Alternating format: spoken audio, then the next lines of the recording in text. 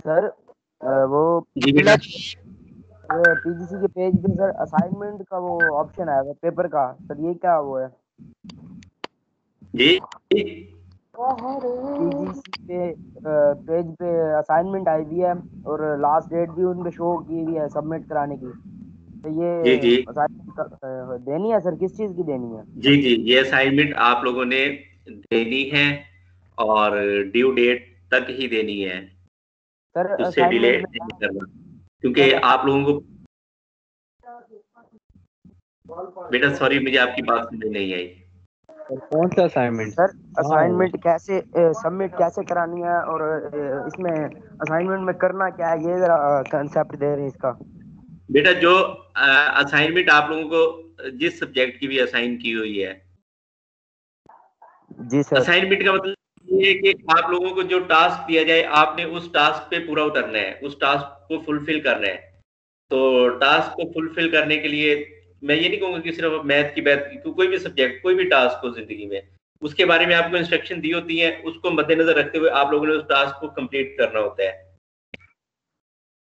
तो और जिस वक्त तक आप लोगों को परमिशन होती है विद इन दैट टाइम ही करना होता है, उसके बाद उसका फिर कोई फायदा नहीं होता। और दूसरा ये है कि आप लोगों को पता है ना कि 50% जो है वो मार्क्स जो है वो आप लोगों को पता होगा कि जो काम आप लोगों के जिम्मे लगाया गया है उसी के होंगे। तो इसलिए उसको आप लोगों ने सीरियस होकर करना है।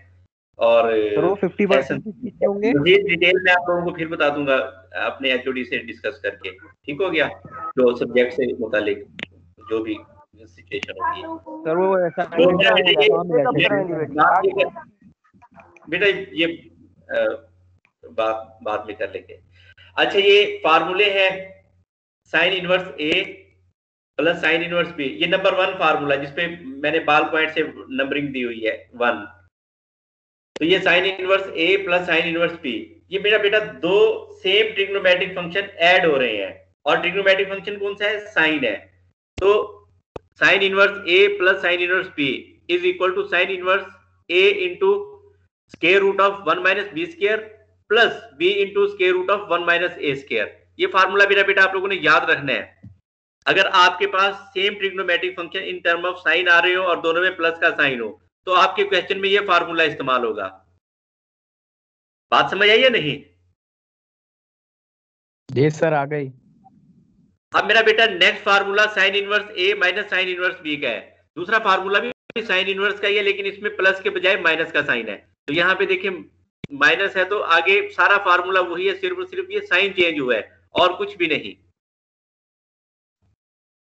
अब आप लोगों को पता है कि कॉस इनवर्स का जो फार्मूला होता है, अगर लेफ्ट साइड पे प्लस हो तो राइट पे पॉजिटिव हो जाता है, सॉरी नेगेटिव हो जाता है। और अगर लेफ्ट पे नेगेटिव का साइन है तो राइट पे पॉजिटिव साइन आता है, इसमें साइन चेंज होता है। तो cos inverse a plus cos inverse b is equal to cos inverse a b minus square root of 1 minus a square 1 minus b square. Sine के फार्मूले में स्क्वायर रूट अलग-अलग आ रहे हैं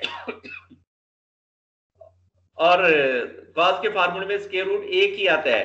और बगैर स्क्वायर रूट वाली वैल्यूज बगैर स्क्वायर रूट वाली से मल्टीप्लाई हो रही होती हैं और स्क्वायर रूट वाली स्क्वायर रूट वाली से।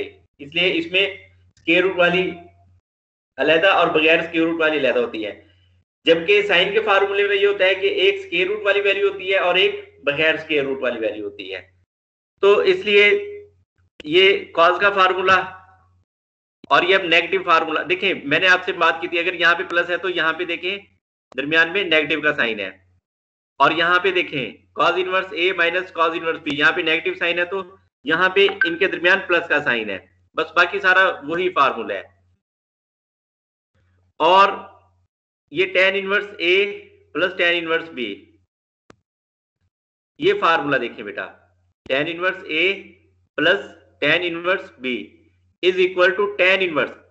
अब जैसे आप लोगों ने tan अल्फा प्लस बीटा का फार्मूला याद किया था उसी तरह से ही है। देखें a plus b over 1 minus a b. और अगर ऊपर प्लस है तो नीचे माइनस है, और tan इनवर्स के फार्मूले में यहां माइनस है तो ऊपर भी माइनस होगी, अगर ऊपर माइनस है तो नीचे प्लस होगा। देखिए बेटा ये फार्मूले याद करना मुश्किल है आप लोगों के लिए?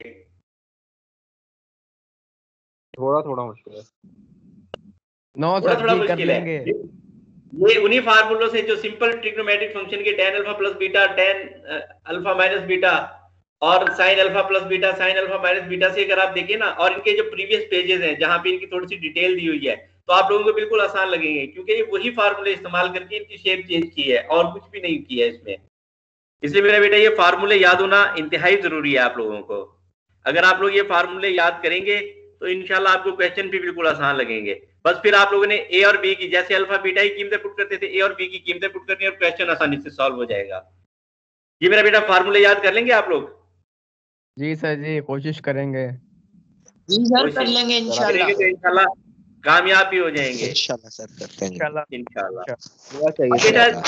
ये जो पहला क्वेश्चन है ना, ये थोड़ा सा फार्मूलों से डिफरेंट है। बाकी सारे क्वेश्चन हम फार्मूले की मदद से ही करेंगे। ये डिफरेंट क्यों है? इसकी वजह ये है कि देखें आप लोगों को इधर क्वेश्चन में sine inverse plus sine inverse और दूसरी साइड पे कॉस इनवर्स गिवन है।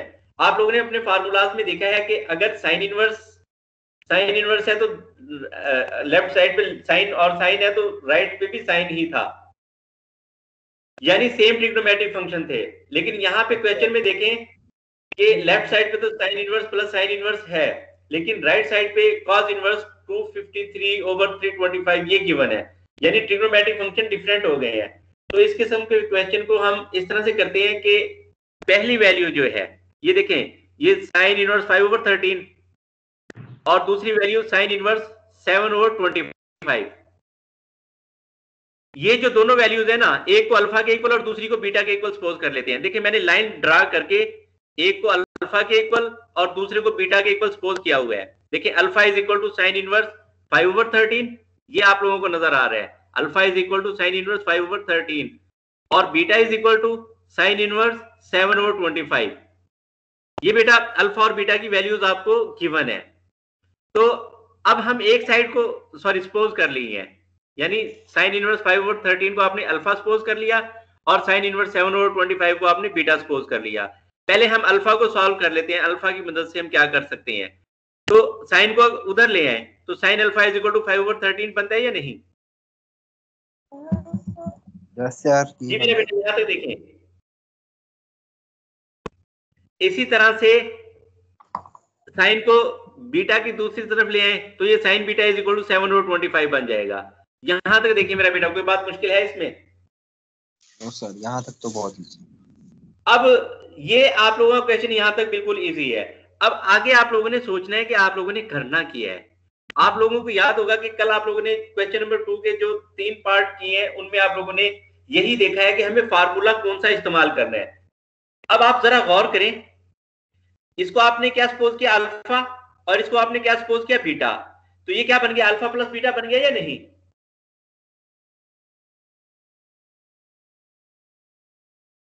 जी सर।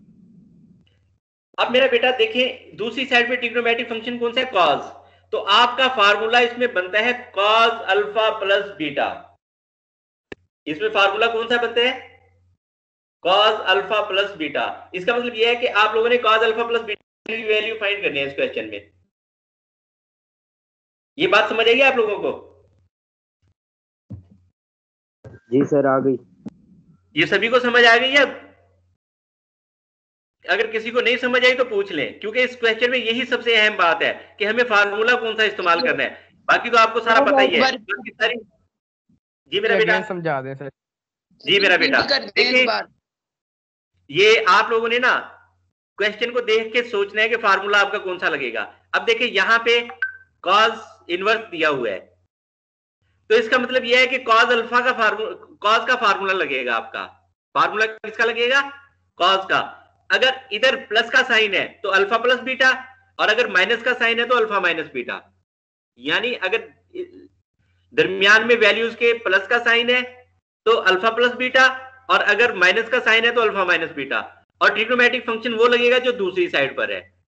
तो इन चीजों को मद्देनजर रखते हुए हमारा फार्मूला लगेगा इसमें कॉस अल्फा प्लस बीटा का। अब ये मैं आपको एंड में दिखा रहा हूं कि मैंने देखें फार्मूला लिखा हुआ है कॉस अल्फा प्लस बीटा का। ये देखें कि we know that cos alpha plus beta is equal to cos alpha cos beta minus sin alpha sin beta. ये फार्मूला इसमें इस्तेमाल होगा और इसी की मदद से इस क्वेश्चन ने सॉल्व होना है। ये बात समझ आ गई है सभी को?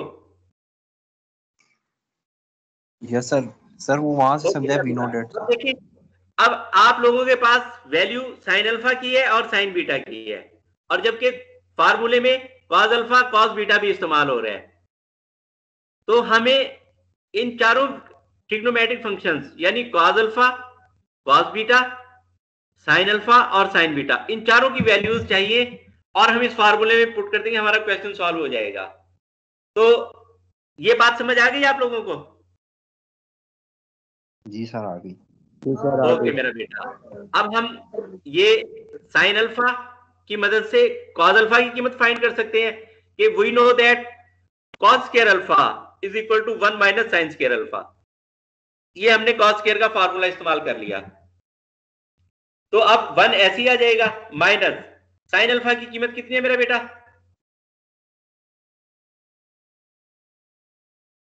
sin अल्फा की वैल्यू क्या है? 5/13। sin अल्फा की जगह पे 5/13 लिख दिया। अब आपने देखा sin के ऊपर स्क्वायर है, तो 5/13 की वैल्यू के ऊपर भी स्क्वायर आ जाएगा। अब यहां तक देखिए मेरा बेटा, कोई बात मुश्किल है? नो सर आसान है। अब मेरा बेटा 5 का स्क्वायर 25 होता है और 13 का स्क्वायर 169 होता है। हमने सिर्फ और सिर्फ ये स्क्वायर वैल्यू जो है वो एक्सपेंड करके लिखी है, और अगर आप चाहें तो ये डायरेक्ट कैलकुलेटर पर 1 माइनस 5/13 होल स्क्वायर लिख के डायरेक्ट इसका आंसर 144/169 लिख सकते हो। लेकिन अगर ये नहीं करना चाहते तो ये स्टेप बनते हैं। अब फिर इसका एलसीएम ले लेंगे, तो 169 एलसीएम आ जाएगा, तो 169 1 से मल्टीप्लाई हुआ, 169 माइनस 25 और ये 144/169 बन गया। यहां तक देखिए मेरा बेटा, कोई बात मुश्किल है इसमें? नो सर यहाँ तक तो कुछ। ओके मेरा बेटा, अब आप लोगों के पास ये cos स्क्वायर अल्फा की कीमत है, जबकि फार्मूले में किसकी वैल्यू इस्तेमाल हो रही है? cos ठीक अल्फा। है बेटा, cos cos अल्फा अल्फा की। तो Without cos अल्फा की square. वैल्यू फाइंड करने के लिए आप दोनों साइड पे स्क्वायर रूट ले लेंगे, तो cos अल्फा स्क्वायर से स्क्वायर रूट कैंसिल हो जाएगा, तो cos अल्फा रह जाएगा। अब 144 का स्क्वायर रूट 12 होता है और 169 का स्क्वायर रूट 13 होता है। यहां तक मेरा बेटा देखिए, कोई बात मुश्किल है? इजी है सर। नो सर जी। ओके मेरा बेटा, अब इसी तरह से ये साइन बीटा से आप लोगों ने वैल्यू कैलकुलेट करनी है cos बीटा की। तो हम फिर लिख लेंगे we know that cos square beta is equal to 1 minus sin square beta.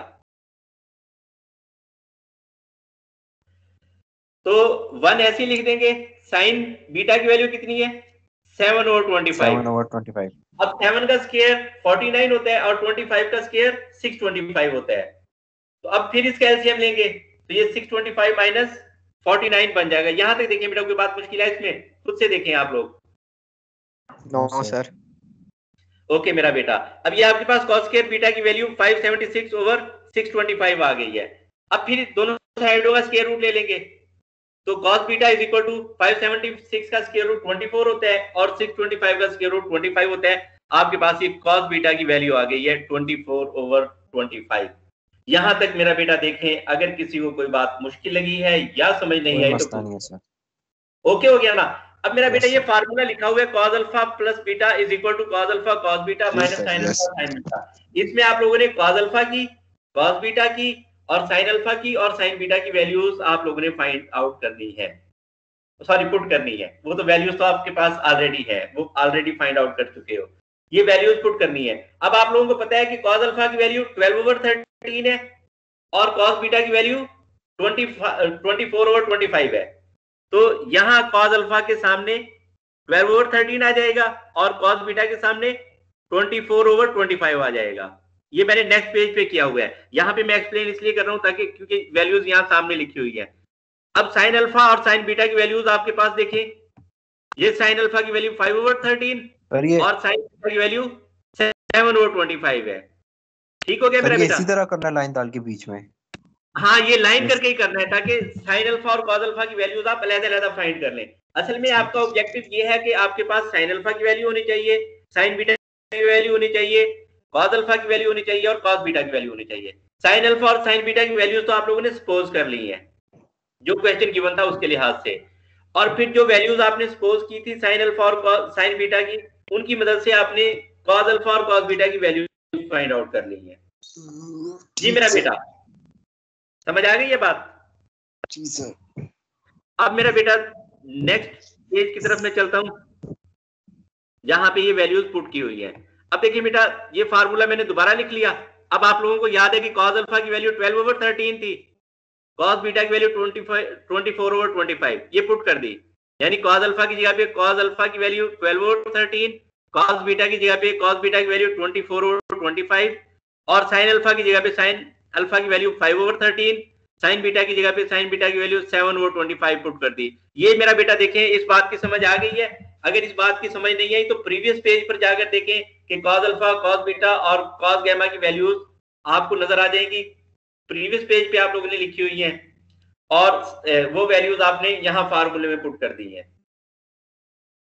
देखिए बेटा इस स्टेप को एक दफा ओवरव्यू कर लें, अगर इसमें कोई इशू है तो फिर आप मुझसे पूछें। कोई इशू नहीं है सर, कोई इशू नहीं है सर। ओके मेरा बेटा, अब 12 को 24 से मल्टीप्लाई करें तो 288 बनता है और 13 को 25 से मल्टीप्लाई करें तो 325 बनता है और 5 को 7 से 35 और 13 को 25 से 325। इनको हमने मल्टीप्लाई करके सिंगल फ्रैक्शन में कन्वर्ट कर लिया।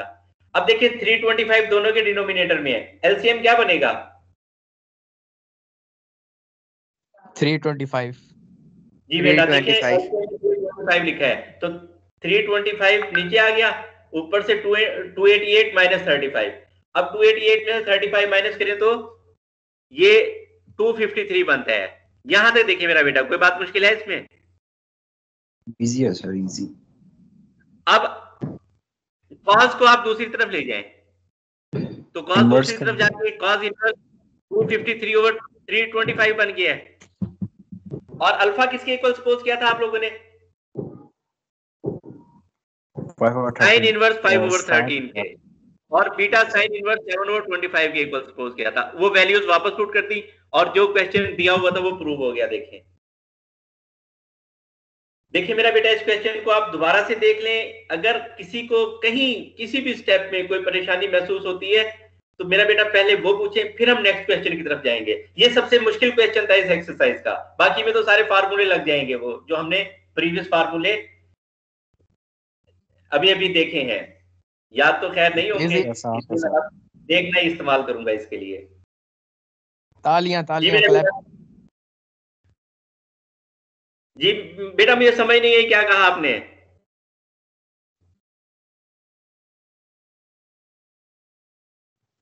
सर वो बोल रहे हैं कि आपने अच्छा समझा है। चलिए कोई बात नहीं, मुझे लेकिन उसको पूछ लेना चाहिए अगर वो कुछ पूछना चाह रहा है तो, क्योंकि जरूरी होता है अगर कोई चीज समझ नहीं आई तो, क्योंकि फिर नेक्स्ट क्वेश्चन पे चले जाएंगे फिर। हाँ बल्कि वो रिकॉर्डिंग भी देख सकते हैं। बेटा अगर कोई बात समझ नहीं आई तो आप रिकॉर्डिंग देख लीजिएगा, और मैं रिकॉर्डिंग का एक क्लिप जो है वो क्लोज करने लगा हूं। सर ये रिकॉर्डिंग कहाँ पे से चेक करते हैं? बेटा अभी मैं आपको, ये स्क्रीन शेयर हो रही है ना? जी सर।